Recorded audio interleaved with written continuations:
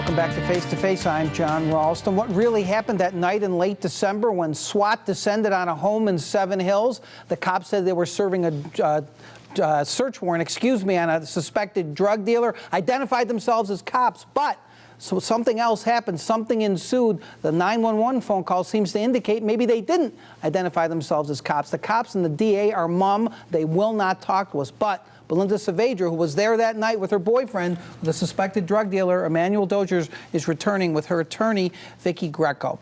All right, we played part of the 911 phone call the last time you were on. I think it probably persuaded a lot of people that maybe it wasn't as the cops said. Again, I wish they were here. I wish we could get their side of the story. They're not talking. Let me refresh people's memory by playing part of that 911 phone call again. Who is this, the dispatcher? Yes. Is that the police at my house? That's what I'm understanding. Then why are they breaking windows? Yeah, my daughter. Did they knock on your door? No. Okay, are they... Someone's breaking and entering. Are they at your house or at someone else's? No, ma'am, I'm too scared to go to the front of the door. Okay, Is this the police? Hold on for me just a second. I say he was right there. Again, that's very disturbing, especially when your boyfriend says it was the police. It's clear he's asking the question, you know, they did not know that it was police.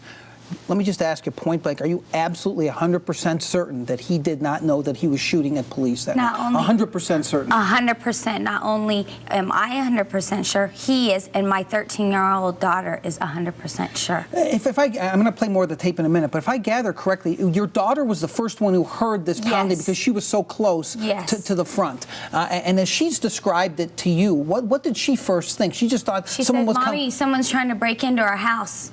And she ran to the back of the house to refresh people's memory. You and Emmanuel Dozier were in the back of the house where you couldn't hear as well. And she is very lucky. None of the shots that the police had fired into my house didn't hit her. She's 13 years old. Yes. Did you ask her if they identified themselves as police? No. You heard anybody say? All you hear is boom. All you can hear is guns. When she came running back, she didn't say they're saying they're police, Mom? No. All right. It's important to note, John, at that time, that there was also a serial rapist in the neighborhood that they were all up in arms about. He was actually captured 3 days later. All right. I do want to show, we showed part of it, the first half of it in the first segment, a videotape that you made of your own house a couple of days after the police broke down the door and came into your house. Here's the rest of that tape. When I wanted to leave to see what was going on, she didn't want me to leave, and when I did leave, she heard people at the window right here. She was screaming for me to come back. She's scared, and she kept telling me someone's in the backyard. At this time, I'm still on the phone with 911, telling them that there is someone trying to break into my home. I did hear some gunshots. I don't know who it came from. I told the dispatch that my boyfriend was a registered gun owner and that he will shoot at the people that are coming in. About 4 to 5 minutes later, the dispatch had told me that the police were outside, and I thought they were outside to help us. I still thought there was an intruder in the coming in. They said they had a warrant. That's when I knew it was the police at the front door. I asked them why didn't they knock at the door, and they said they had a warrant.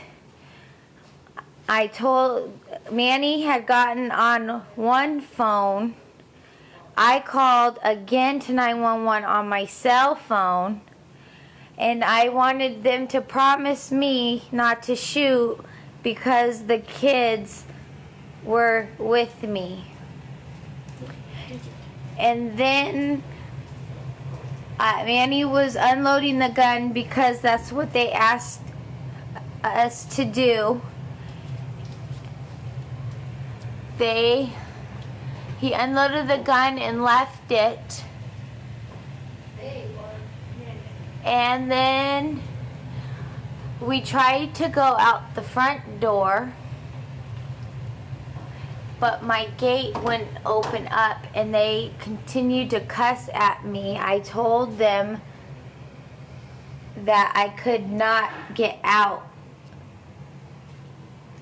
I asked them if I could go through the garage.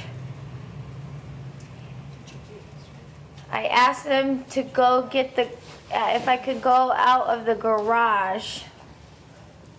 And they said, okay. When I came out the garage, they drug us and pulled me and my daughter's hair and drug Manny where his pants were coming off, totally off, and proceeded to kick him in his stomach and back, 2 people back to back, as they're pulling my hair and telling me to shut the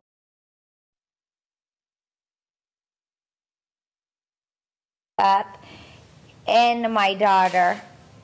And I also had my 3-month-old in my hand as they were kicking me in the back. They never once knocked on the door or rang the doorbell or used an intercom to say it was the police until after we were already in the police car.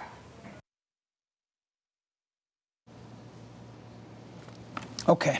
Again, that's very disturbing in one sense, the story that you tell, being kicked, your hair pulled with your 3-month-old baby. But let me ask you, Vicki Greco, a question here. And this is, the cops aren't here to defend themselves and their actions, so let me just play devil's advocate with you.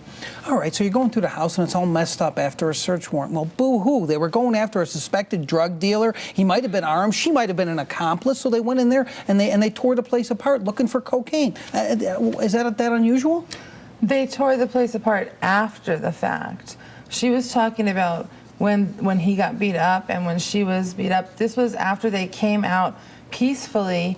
After they but then they went into the house looking for drugs. They're looking for drugs. This guy's a suspected drug dealer. Of course, they make it sound like they're going after Pablo Escobar, as they said the last time, as if he's got this big stash, but they ripped the place apart. So they were looking for drugs. So what? That's what I'm asking you. I can't say if whether or not the way this home was left in this condition is reasonable considering police policies and procedures, but I can tell just from my personal perspective, looking at all the food that came out of the refrigerator that was laying on the floor, that I'm not really sure. I mean, if you're going to open the food to think that there might be drugs inside of a Captain Crunch box, then I think that they should have opened the Captain Crunch box instead of just throwing all the food on the floor. And of course, one of the allegations made to take away the children is that there's no failure. There's a failure to provide. Looked like you had plenty of food for the kids. I just got back from the grocery store. Well, when we come back, we're going to show you some other discrepancies. The cops told my producer, Dana Gentry, that Emmanuel Dozier didn't have a job. Well, guess what? We have proof that he did. Back in a moment.